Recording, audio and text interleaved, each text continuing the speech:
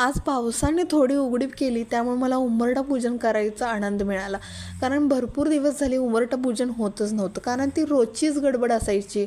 पाऊस यायचा त्यामुळं नको नको वाटायचं. रोजचंच काम भर करायचं, किती ते दमायचं आणि पावसानं सगळं धुऊन देखील जायचं. त्यामुळे आज करणार होते मी उंबरठा पूजन.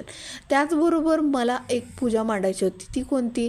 तर आज होता श्रावणातील शेवटचा शुक्रवार आणि त्याचीच मला पूजा मांडायची होती. आणि मला असं वाटतं की एखादी पूजा मांडली तर घरामध्ये असं आनंदमय आणि प्रसन्नतेचे वातावरण निर्माण होतं आणि त्यासाठी मी पूजा नक्कीच मांडते.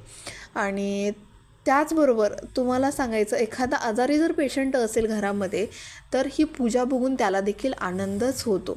तर त्यानंतर आपल्याला जायचं आहे, पूजा मांडली, आता गणपती बाप्पांचे स्टॉल बघण्यासाठी जायचं आहे आणि गणपती बाप्पा देखील. तर गणपती बाप्पा जर बघायचं असेल तर नक्की चॅनलला सबस्क्राईब करा.